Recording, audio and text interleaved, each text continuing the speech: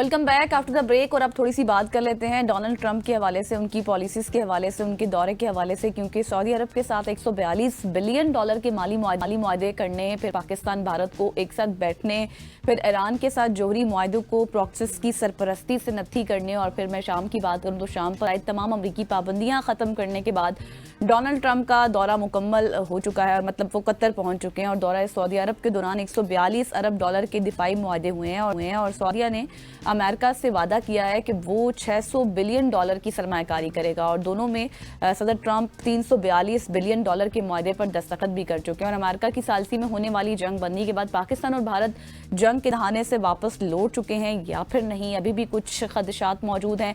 और इसके साथ साथ तसादुम बेशक जो होता है ना, उससे इफेक्ट तो होती हैं, चाहे जीत हार तो चलो एक अलग बात है, लेकिन इफेक्ट होती हैं बिल्कुल। तो अब इसके पीछे क्या मुहर्रिकात है, असल में क्या वजूहात हैं, इतना इंटरेस्ट डोनाल्ड ट्रंप का पाकिस्तान में क्यों है, ये तमाम तर छोटे छोटे सवालात हैं जो आएंगे। बिल्कुल, आज बड़ी इंपॉर्टेंट शख्सियत मौजूद है, जब लिखते हैं या फिर बोलते हैं तो इनको सुनने का भी दिल करता है। और हमारे जैसे जो तालिब इल्म हैं उनके लिए सीखने के लिए एक यूनिवर्सिटी है। मैं बात कर रहा हूँ अनवर इकबाल साहब की।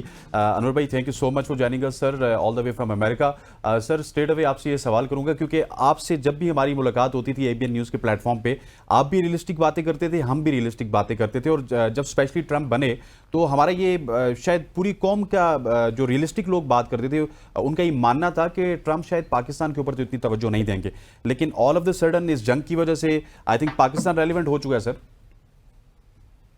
सबसे पहले तो आपका बहुत बहुत शुक्रिया कि आपने ये मौका दिया। बात आपकी बिल्कुल दुरुस्त है कि पाकिस्तान रेलिवेंट है, और पाकिस्तान रेलिवेंट था, कम था, ज़्यादा हो गया है। और यहाँ एक वो हैं थिंक टैंक से वाबस्ता है, अमरीकी माहिर हैं जनूबी एशिया के, जोशुआ वाइट, जो वाइट हाउस में भी काम कर चुके हैं, पेंटागन में भी। उन्होंने ये जब सदर ट्रंप ने जो कुछ अरेंज किया, जो मुदाखलत की यानी जो मुआवनत की, उससे पहले उन्होंने कहा था कि जब हमारे वज़ीर आज़म ने जो नेशनल कमांड अथॉरिटी का इजलास बुलाया था, उस वक्त वाशिंगटन अलर्ट हो गया था, क्योंकि उन्हें इस बात का इल्म है कि नेशनल कमांड अथॉरिटी जो है वो पाकिस्तान के न्यूक्लियर हथियारों को कमांड करती है। तो जो इस बात का सिग्नल था कि अगर हालात खराब हुए तो पाकिस्तान आखिरी हद पर भी जा सकता है। और उसके बाद फिर जो कुछ हुआ आपके सामने है, जिस तरह मिसाइल के हमले हुए, जिस तरह सारा भारत ने खिलाफवर्जी की हमारी बैनुल-अक़वामी सरहद की, तो उसके बाद उनको पाकिस्तान ने जो रिस्पॉन्ड किया, एक असल में एक बात थी कि भारत खुद अपने बयानिए का शिकार हो गया।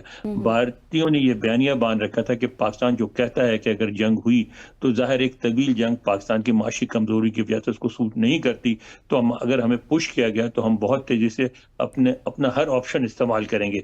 तो भारत ये कहता था और बिलीव भी करता था शायद कि पाकिस्तान के पास वो अहलियत ही नहीं है कि अपने सारे ऑप्शन इस्तेमाल कर सके। तो जब पाकिस्तान ने रिएक्ट किया, उसके बाद बिल्कुल वाज़ेह हो गई कि पाकिस्तान के पास ना सिर्फ अहलियत है बल्कि उसने उसका इस्तेमाल करके भी दिखा दिया। जाहिर है, जब आप एक मिसाइल 15 ठिकानों पे किसी भी मुल्क में मार सकते हैं तो वो मिसाइल हर किस्म के हो सकते हैं, उस पर तो आप किस्म के हथियारों के साथ लगाते हैं। तो उसकी वजह से फिर वाशिंगटन में बहुत तेजी से ख्याल हुआ कि अगर इसको यहाँ नहीं रोका गया तो ये न्यूक्लियर, जिससे खुद ट्रंप ने अपनी 2 दफा कहा, सऊदी अरब में भी कहा, वाशिंगटन में भी कहा कि ये बहुत तेजी से न्यूक्लियर जंग में बदल जाएगी, और न्यूक्लियर जंग हो गई तो बकौल सदर ट्रंप के मिलियंस लोग मरेंगे, लाखों नहीं मिलियंस, यानी टेंस ऑफ लाख्स मरेंगे। तो ये जो एहसास था, उसकी वजह से अमेरिका ने इतना फौरी और इस कदर दिलचस्पी ली इस मामले में। सही। अच्छा सर, जिस तरह से मैं पहले भी बात कर रही थी ना कि आप हमेशा से बैलेंस्ड बात करते हैं, आप इन तमाम तर चीज़ों से कनेक्टेड भी हैं, मुझे ये बताएं कि इस वक्त हम बातें सुन रहे हैं, डिफरेंट तज्जियाकार भी बातें कर रहे हैं, अमेरिका की जानिब से भी हमें जो है ये बातें सुनाई दे रही हैं कि क्या भारत ने खुद राबिता किया था अमेरिका से कि ये सीज फायर हो जाना चाहिए, दरख्वास्त की थी? अब ये तो भारत ने उसको कंट्रोवर्शियल बना दिया है, और अब वो भारत वाले ये कहते हैं कि पाकिस्तान ने दरख्वास्त की थी, और हम कहते हैं कि भारत ने की थी। लेकिन मसला ये नहीं है। मसला देखें, इसको एक और एंगल से देखें, यानी पाकिस्तान एग्रेसर नहीं था, पाकिस्तान ने जारियत नहीं की थी। एक दूसरी बात है कि भारत बहुत बड़ा मुल्क है, बहुत बड़ी इकॉनमी है। पाकिस्तान के लिए यही बहुत बड़ी फतह है कि पाकिस्तान ने उसकी जारियत को रोक दिया। پاکستان کبھی بھی اس کے خواب نہیں دیکھتا تھا جس طرح کے لوگ ہمارے یہاں یا بعض انتہا پسند کہتے ہیں کہ ہم دہلی کے لال قلعے پہ جھنڈا لہرائیں گے وغیرہ وغیرہ. پاکستان کو اپنی لمیٹیشنز کا پتہ تھا, تو ساری دنیا یہ سمجھتی تھی کہ پاکستان اپنا دفاع نہیں کر سکے گا, اور پاکستان نے اپنا دفاع کیا, مؤثر طریقے سے کیا. ان کے جہاز مار گرائے, ان کے ٹھکانوں پہ میزائل مارے, ان کا ترکی بترکی جواب دیا. اس لیے میں سمجھتا ہوں کہ پاکستان کی جو یہی بڑی فتح ہے کہ پاکستان نے مدافعت کی اور کامیابی سے کی. بالکل ایسی. اچھا انور صاحب, مجھے یہ بھی بتائیے گا کہ اگر بھارت کی بات کی جائے تو وہ سیز فائر پہ کوئی ٹرمز اینڈ کنڈیشنز کے اوپر بھی آیا, کیونکہ ٹرمپ کی ہم جب ٹویٹس دیکھتے ہیں تو ایک دم سے ٹرمپ یہ ٹویٹ کرتے ہوئے پہلے دونوں ملکوں کو شاباش دیتے ہیں, پھر اگلے دن جو ٹویٹ آتا ہے اس میں کشمیر کا بھی ذکر کرتے ہیں, ٹریڈ کا بھی ذکر کرتے ہیں. تو یہ ٹرمز اینڈ کنڈیشنز تو پاکستان کی طرف سے گئی ہوں گی, کیونکہ انڈیا تو کشمیر کے اوپر بات نہیں کرنا چاہتا.